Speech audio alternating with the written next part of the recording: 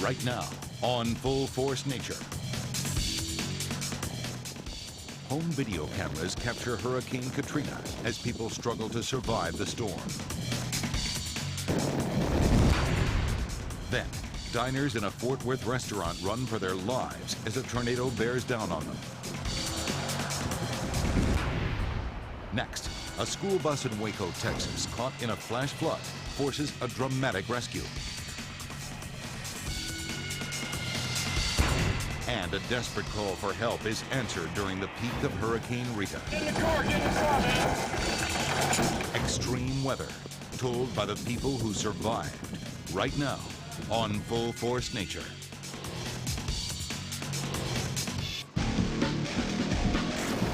Full Force Nature. Sometimes we underestimate its power. But then, when we least expect it, nature throws us a curve.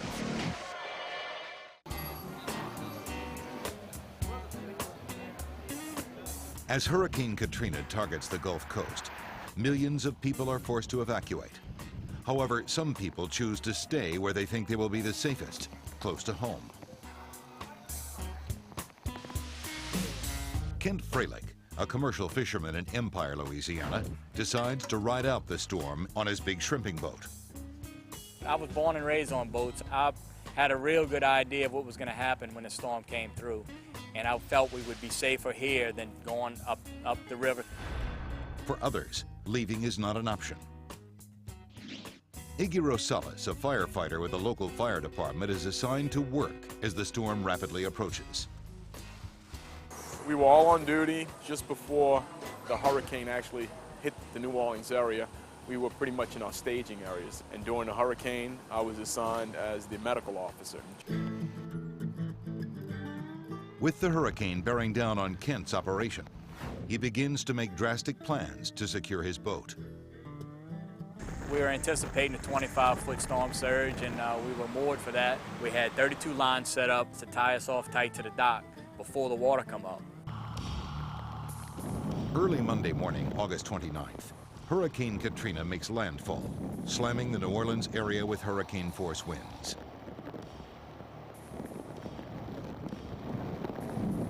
Inside his boat, Kent grabs his video camera as Katrina barrels down on the Gulf Coast. Winds were blowing 130, 140 miles an hour, and maybe more. We had reports on a ship that was anchored in the river behind us. It had a wind gauge that went out at 130. It blew it out, and that was 2 hours before the worst part got here. So the water is at a level Kent has never seen before. Well, water come up quick, didn't it? Hey, you gotta see it on this side. 4:30 Monday morning, the water, that's when it came over the levees and when we started rising. Back near New Orleans, Iggy Rosales is called to several fires that have been caused by Katrina's ferocious winds. The majority of the fires that started during a hurricane, it was probably due to electrical. Power lines that were down, lying on houses and on streets, and in the middle of this fire, all of this stuff was live wires we were dealing with. Fighting a raging inferno in the middle of a Category 4 hurricane. The local fire departments have all they can handle. If you have one structure on fire, on a normal day, without wind being a factor, the fire can pretty much be contained just to that structure. But when you add winds, and especially the kind of winds we were dealing with, you're actually pushing the flames on top of other buildings. For Iggy Rosales and the rest of the Kenner, Louisiana Fire Department, it's clearly never been worse than this. Winds are so fierce, the firefighters are forced to battle the blaze, crouched close to the ground. Guys were having a tough time standing up. We had a tough time putting water on the fire because the wind was just pushing our water. It just seemed like we really were making no effect. Due to the high winds, the fire department is forced to call it quits. Some fires will not be able to be put out. We had to retreat, and that was the first time in this department's history where we actually just left the fire, and the fire was still raging. Back in the Empire boat harbor, Kent is still hanging on for his life as the storm surge quickly rises. Felt like we were just out of breath for 2 hours, and the pressure's pushing in on your ears. You can feel them popping. Kent knows that the backside of the eye wall is quickly approaching. It was hard to believe that we just went through 150-mile-an-hour winds and the wind just died down within minutes. And to slick, calm, quiet conditions was very spooky. Videotaping from his boat, Kent notices two capsized men clinging to the top of an ice machine. We could see them on top of that ice machine, and we were just relieved to see that they were alive. The two exhausted men crawl through the debris to the safety of Kent's boat. And we pulled them on board with us and gave them a shower and something to eat. And we were just happy that they were alive. You made it.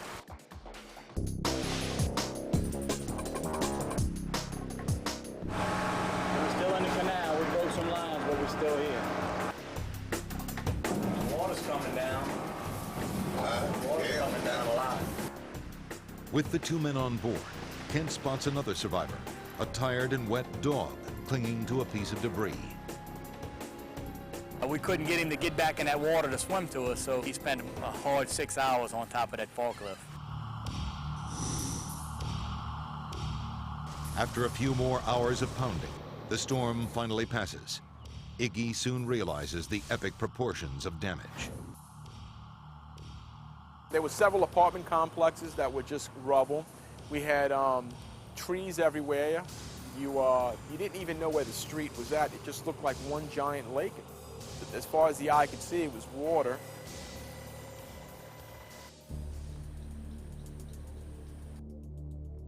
Kent also feels the storm's terrible aftermath.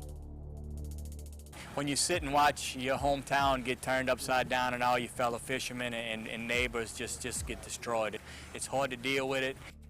And that's the dog that was on the forklift. He used to be mean, but he's happy to see me now. Kent begins a massive cleanup, determined to rebuild his life on the water. We stayed and we saved the boats as we got the canal cleared in front of us. We were able to move out and we went back to work about 2 weeks after the storm. And many months later, the pieces of the shattered lives of the people of Empire are slowly coming back together. People are back on their feet and we all getting back together. The boats are getting put back together, and hopefully by the summer, all my friends and fellow fishermen will be back in operation and doing good again. For Kent and Iggy, it's more reminder about the power of nature. We deal with nature every day, and you have to have respect for it. You can have all the training in the world, all the best equipment in the world, but you can't tame it. You just can't tame it. Coming up on Full Force Nature, an Army helicopter is called in to rescue young children from a school bus submerged in Texas floodwaters. But first, trapped on the top floor of a skyscraper, restaurant diners are forced to take cover as a tornado barrels through downtown Fort Worth. Welcome back to Full Force Nature. Fort Worth, Texas, is part of the 5th largest metropolitan area in the United States. Its skyscrapers jump from the plains. At the top of one of the city's highest buildings stands the Riata restaurant. General Manager Todd Lewis always boasted about the view. I'd say it was the ideal location to be in downtown Fort Worth. Being 35 stories high, you had the view of the entire city. But that view would become more terrifying on the spring evening of March 28, 2000. With diners engaging in the amazing view of downtown Fort Worth, an ominous danger appears in the distance. Being in the Bank One Tower, it's a popular location when a huge storm's coming up because you have an eye's view of it. So naturally, all the guests were viewing the storm, watching the storm roll in, seeing the wind being blown around. When we could actually see the funnel cloud coming up, that's when, hey, you know what, we need to get out. It looks like it's coming our way. Just a few miles away, an F2 tornado has already begun its descent on downtown. I've lived in Texas for 40 years now, and I've never seen a tornado before. That's definitely not common. Now it's a race against time. The Twister is heading straight for the restaurant, and Todd and the Riata staff have only one thing on their minds: get everyone out of harm's way. And we could see it 2 miles down the way, starting to, destroy buildings. So that's when we decided, hey, let's get everyone into the stairwell. We did have approximately 45 to 50 people dining there, happy hour, businessmen that we had to evacuate when we saw the tornado. That's the benefit of being 35 stories high. You have a clear view of what's coming at you. Stunned diners dart into the stairways. Wait staff and cooks drop whatever they're doing, all mere seconds before the tornado strikes.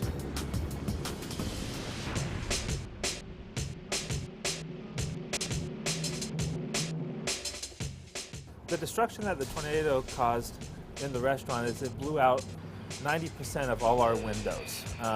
And of course, once the windows were blown out, the wind started tearing up all our bars, our furniture, and all our glassware. Blew some chairs out of the windows, so we found some furniture as far as a mile away. Despite the immense destruction, everyone in the restaurant can consider themselves lucky.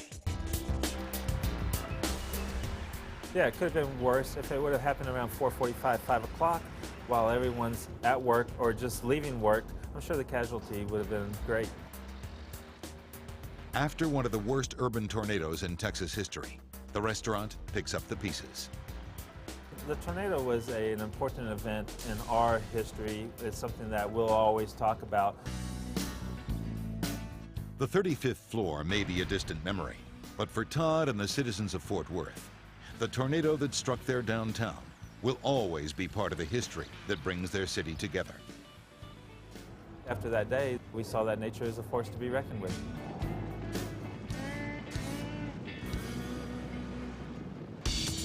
Coming up on Full Force Nature, a rescuer braves 100-mile-an-hour gusts to save a young couple at the mercy of a Category 3 hurricane. But first, a bus full of children is engulfed in floodwaters, and rescuers call in their last hope. You're watching Full Force Nature.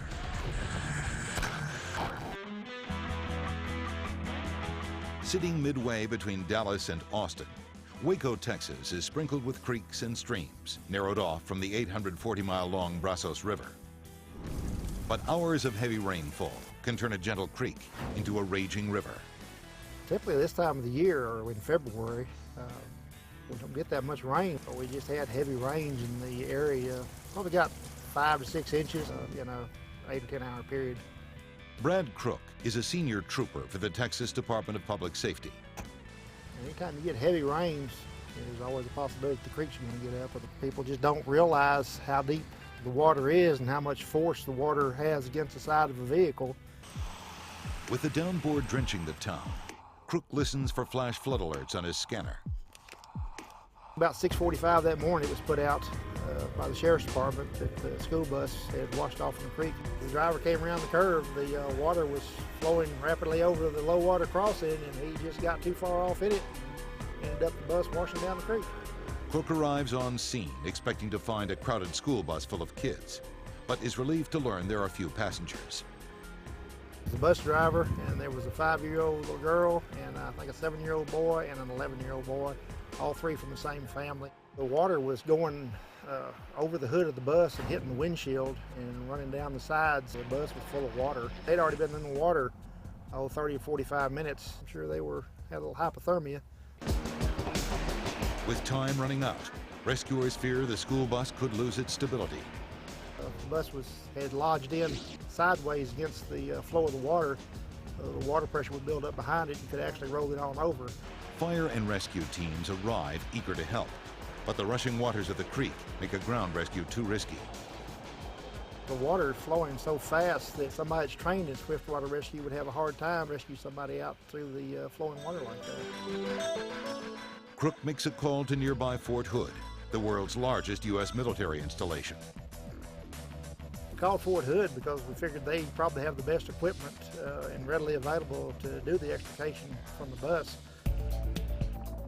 Within the hour, an Army helicopter arrives and positions itself for the rescue. Heavy rain and surrounding trees make this a daunting task. If you get swept off down here, you're going to get caught up in trees and barbed wire fences. Time they find them, it's usually too late. Drenched and freezing, the passengers are blasted with strong winds from the blades of the chopper. The people who actually got back inside the bus, and had they stayed on top of the bus, they probably would have been blown off into the water. Rescuers make their first attempt. The challenge appeared to be for the rescue helicopter was the wind velocity and trying to stabilize the helicopter in one spot where they could drop the rescuer down on top of the bus. After almost dipping the rescuer into the raging current, the helicopter stabilizes and moves into place to hoist the 5-year-old girl. The helicopter had drifted across to the other bank a little bit, and they actually came up under some trees and appeared to be hung there for a few seconds. And you can see the trees bouncing up and down, and then finally it just kind of popped up through the trees. The youngest is swept off to safety, and one by one the passengers are rescued from the perilous waters below. Really good thing that went right was having Fort Hood this close and their military people with the experience and the equipment to actually do the rescue. Thankfully, the 3.5-hour ordeal comes to a close safely. Power of Mother Nature, you need to be careful what you're doing, and you see water that deep, don't go through it.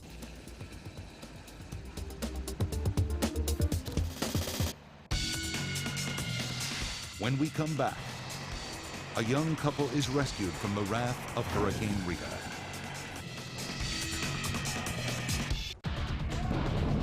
Welcome back to Full Force Nature.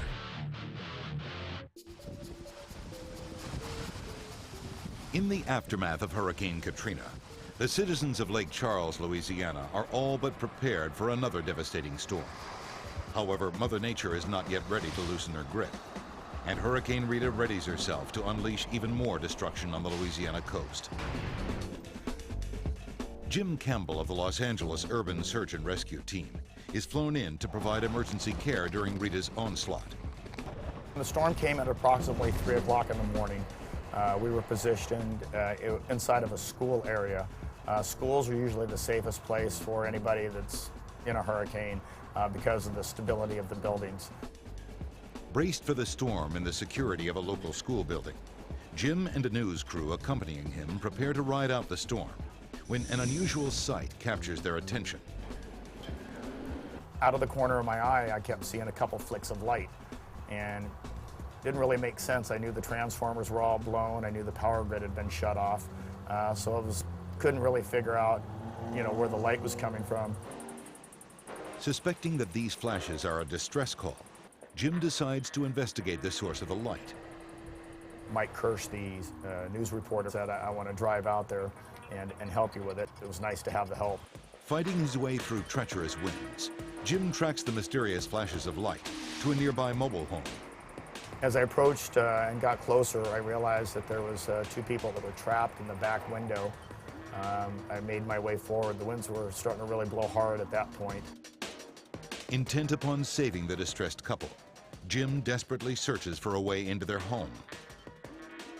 Picture yourself riding a motorcycle at about 180 miles an hour with no helmet on and rain being pelted in your face. That's pretty much what it was like. Finding the front door jammed, Jim proceeds to help the couple through an open window and back to the vehicle. Well, they were genuinely scared. They realized that they had made a mistake. My biggest concern was that we'd already had 2 mobile homes behind us flip over. So that was my primary concern, is this flipping over on the top of us, because it was already ripping the roof off their mobile home. Get in the car, man. It's all right. Yeah, we all right. Anybody else in any other houses that you know of? What'd you say, man? Anybody in any other houses that you know of? We were the only ones in there. Seeking refuge in the rescue vehicle, Jim and the couple watch as raging winds tear the surrounding homes to shreds. Unfortunately, it isn't long before the debris from the disintegrating trailer park begins crashing into the vehicle with deadly force. The whole back end was smashed out. It took out the back window, took out the side window, the side door, the side rearview mirror, and the front quarter panel, and the front hood was all destroyed. However, while the news truck is battered beyond recognition, the survivors inside are safe, and the team is able to drive away without serious injury. In its wake, Hurricane Rita leaves $10 billion in damage. But thanks to the effort of Jim Campbell, one lucky couple is just happy to be alive. Well, you know, Mother Nature makes the rules on everything. Bottom line is on hurricanes, tornadoes, wildfires, when people tell you to evacuate, take their advice.